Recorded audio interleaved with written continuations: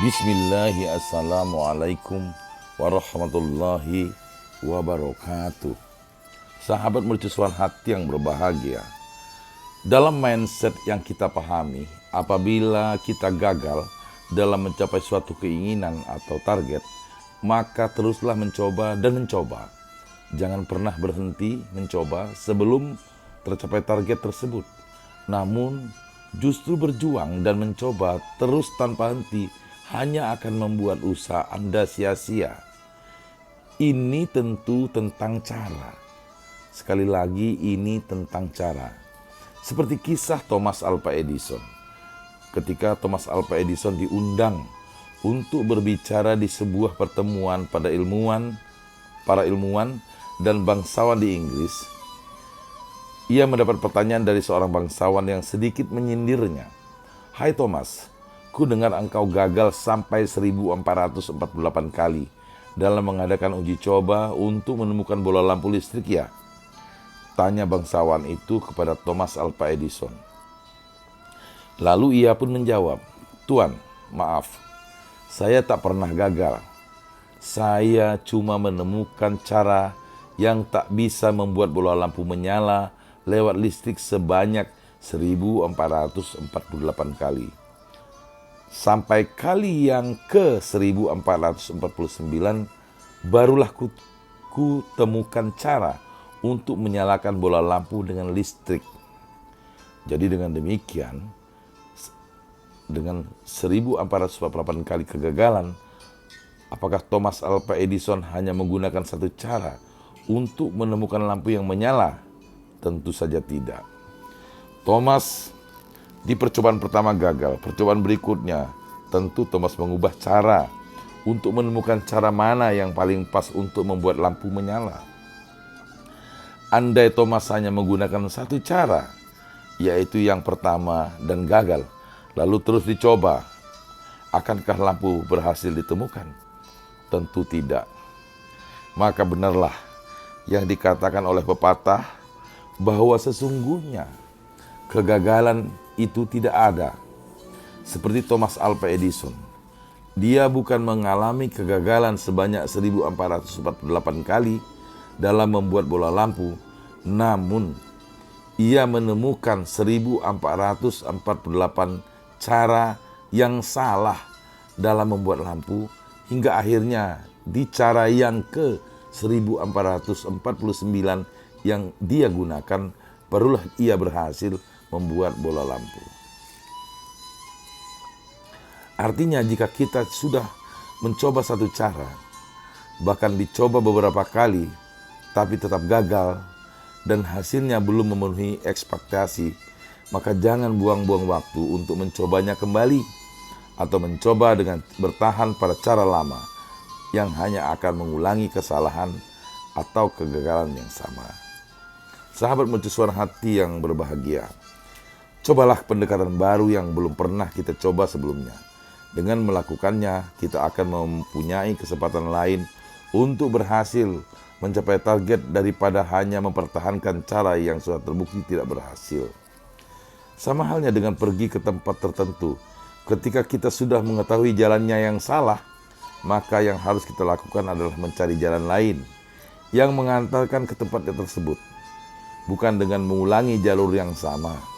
Jadi, jangan pernah mengubah target, ubahlah cara.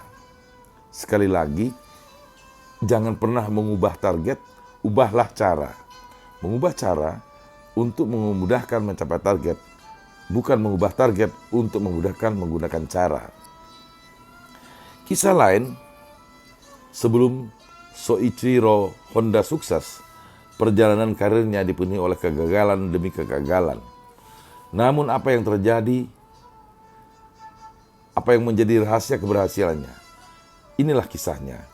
Ayah Soichiro Honda, Gihei Honda, adalah seorang tukang besi yang beralih menjadi pengusaha bengkel sepeda. Walaupun Gihei Honda miskin, ia suka pembaharuan. Rupanya sifat dan keterampilannya menangani mesin menurun pada Honda.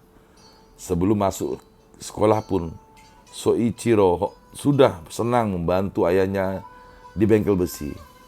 Di sekolah prestasinya rendah, tidak jarang ia membolos.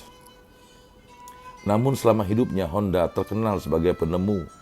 Ia memegang hak paten lebih dari 100 penemuan pribadi. Yang pertama ditemukannya ialah teknik pembuatan jari-jari mobil dari logam. Ketika mengundurkan diri pada tahun 1973, penghasilannya mencapai 1,7 miliar dolar. Walaupun sudah pensiun, nasihatnya masih didengar. Ia mengatakan, semua orang menginginkan kesuksesan. Bagi saya, kesuksesan hanya bisa diraih dengan kegagalan dan introspeksi diri. Sahabat mercusuar hati yang berbahagia, ternyata rahasia sukses adalah melakukan introspeksi diri. Saat gagal dengan cara yang lama, ia berusaha mencari dan menggunakan cara yang lain. Ketika eksperimennya tidak berhasil, ia meneliti kesalahan cara lama yang sudah dilakukan, menganalisis alasan ketidakberhasilan produknya, sehingga lama-lama menemukan sebuah formula sukses yang sebenarnya. Hasilnya, ia muncul sebagai penemu yang hebat dan diakui oleh dunia. Orang yang berhasil akan mengambil pelajaran dari kesalahan-kesalahan dan mencoba lagi dengan suatu cara yang berbeda. Demikian ujar Dale Carnegie. Itulah yang perlu kita terapkan dalam usaha kita mencapai impian. Sayangnya, tidak sedikit dari kita yang tidak belajar dari kesalahan yang sudah diperbuat. Sudah tahu cara itu tidak akan membuahkan hasil yang baik, tetapi tetap saja dicoba. Mereka beralasan kita harus tekun dan tidak boleh cepat berputus asa bila menemui kendala. Itu memang benar. Setiap pekerjaan harus dibangun dengan ketekunan dan kesabaran. Akan tetapi, bukan berarti kita tidak boleh bersikap fleksibel terhadap pekerjaan kita. Jika kita tahu bahwa apa yang kita lakukan salah, keliru, tidak tepat, dan kita tidak berhenti untuk mengoreksinya, maka sebenarnya kita sudah melakukan kesalahan yang lain. Tepatlah apa yang dikatakan oleh Confucius. Seseorang yang melakukan kesalahan dan tidak membetulkannya telah melakukan satu kesalahan lagi. Sehingga bila kita merasa suatu usaha kita, baik dalam bekerja maupun belajar, ternyata hanya diam di tempat tanpa perkembangan, justru membuat kita semakin tertinggal. Jangan ragu untuk memutar haluan. Jangan takut untuk mengubah cara guna mengejar target awal.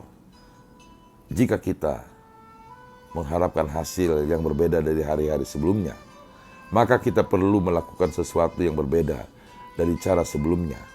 Sebaliknya, jika kita tetap melakukan apa yang selalu kita lakukan, jangan heran jika kita tetap mendapatkan apa yang selalu kita dapatkan.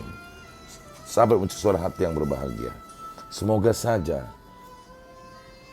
cerita ini dapat menginspirasi kita, sehingga kita dapat memetik manfaat di dalam meningkatkan kualitas kehidupan kita menjadi semakin baik untuk berkarya dan berbuat yang terbaik untuk bangsa ini.